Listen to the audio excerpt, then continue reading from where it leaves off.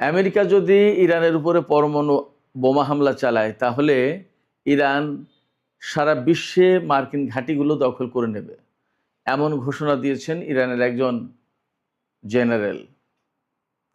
তিনি আরও বলেছেন, ইসরায়েলে ইরানের পরমাণু বোমা হামলার কোনো লক্ষ্য নেই, তার কারণ ভিন্ন।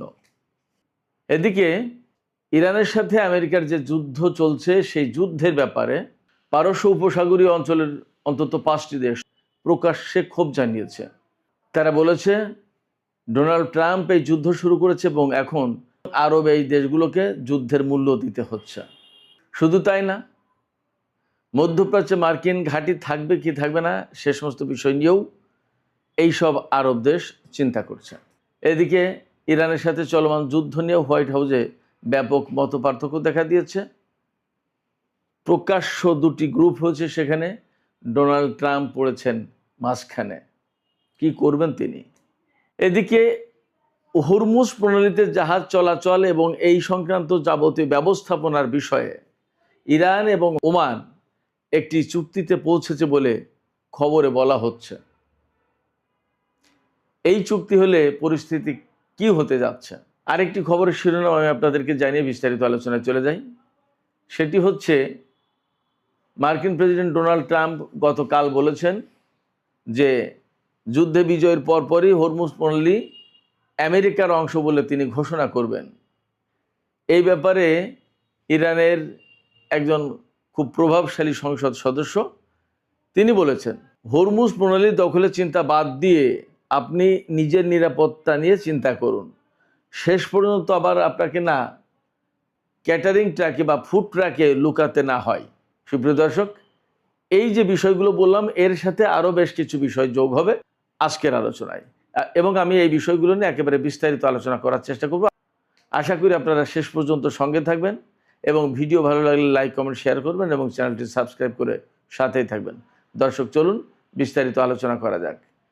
প্রথমে যে খবরটি দিয়ে শুরু করেছিলাম আমি সেখান থেকেই বিস্তারিত আলোচনা শুরু করতে চাই। ইরানের একজন জেনারেল, মেজর জেনারেল নাকদি, তিনি একটা সাক্ষাৎকারে বলেছেন, তাকে জিজ্ঞেস করা হয়েছিল যে আমেরিকা যদি ইরানের উপরে পরমাণু বোমা হামলা চালায় তাহলে ইরান কি করবে? তখন তিনি বলেছেন, সারা বিশ্বে আমেরিকার যত ঘাঁটি আছে সব ঘাঁটি দখল করে নেবে ইরান। জানি না এই বক্তব্যের ব্যাখ্যা কি, বিস্তারিত আসেনি, হয়তো আর একটু অপেক্ষা করলে এই বক্তব্যের বিস্তারিত জানা যাবে। তবে তিনি একই সাথে বলেছেন যে ইসরায়েলের উপরে ইরানের পরমাণু বোমা হামলার কোনো ইচ্ছে বা লক্ষ্য নেই। কারণ হিসেবে তিনি বলেছেন যে ইসরায়েল ফিলিস্তিনের সমস্ত সব কিছুর ভাগ্য নির্ধারিত হবে ফিলিস্তিনি জনগণের সংখ্যাগরিষ্ঠের ভোটে। তারা যেটা ভালো মনে করবে সেটাই হবে এবং সেটাই করা হবে। কারণ মূলত এই ভূখণ্ডে ফিলিস্তিনিরাই বসবাস করবে। তার মানে হচ্ছে জেনারেল নাকদি এখান থেকে পরিষ্কার ইঙ্গিত দিয়েছেন যে ইসরায়েলের পতন হবে এবং ইসরায়েল নামক কোনো রাষ্ট্র থাকবে না। যদি তাই না থাকে তাহলে সেখানে ফিলিস্তিনিদের বসবাসের প্রশ্ন আছে, এবং ফিলিস্তিনিরা যদি বসবাস সেখানে করতে চায় বা তাদেরকে বসবাসের উপযোগী ভূখণ্ড রাখতে হয় তাহলে পরমাণু বোমা হামলা চালালে তো হবে না। পরমাণু বোমা হামলা চালালে তো পুরো ভূখণ্ডটা একেবারে তেজস্ক্রিয়তায় ভরে যাবে। আমি বলছি না এর মানে যে ইরান পরমাণু বোমার অধিকারী হয়েছে বা পরমাণু বোমা হামলা চালাতে পারে। জেনারেল নাকদি যা বলেছেন তার বাংলা অর্থগুলো আমি আপনাদেরকে জানালাম। তবে একথাও তো ঠিক যে জেনারেল নাকদি যা বললেন তা থেকে তো একটা বিশেষ ইঙ্গিত পাওয়া যায় যে ইরান ইসরায়েলের উপর পরমাণু বোমা হামলা চালাবে না। কী কারণে সেই ব্যাখ্যা দিলেন তিনি। বাট যদি এই সমস্যা না থাকতো তাহলে তো চালাতো বোমা হামলা, ব্যাপারটা তো এরকম। তার মানে দাঁড়াচ্ছে কি, তার মানে কি ইরানের হাতে পরমাণু বোমা আছে? ব্যাপারটা তো এই প্রশ্ন আসে। দেখা যাক, আমরা অপেক্ষা করি কি ঘোষণা আসে, সময়ের ব্যবধানে ইরান কি বলে। অনেকেই তো বলে যে ইরানের হাতে পরমাণু বোমা যদি থাকতো তাহলে অনেক কিছুই ঘটতো না। এই কথার সত্য মিথ্যা ভিন্ন বিষয়। ইরান হয়তো একভাবে দেখে আর আমরা বাইরের থেকে আর একভাবে দেখি, তারাই ভালো জানে। দেখা যাক সময় বলে দেবে ইরানের হাতে পরমাণু বোমা আছে কি নেই। ইরানের হাতে পরমাণু বোমা থাকলে কেউ হামলা চালাতো কি চালাতো না, সমস্ত সব কিছু সময়ের পরিক্রমায় পরিষ্কার হবে। তবে জেনারেল নাগদি যেটা বলেছেন যে ইরানের উপর যদি আমেরিকা পরমাণু বোমা হামলা চালায় তাহলে সারা বিশ্বের মার্কিন ঘাঁটিগুলো দখল করে নেবে ইরান। এটার ব্যাখ্যা আসলে পরিষ্কার না।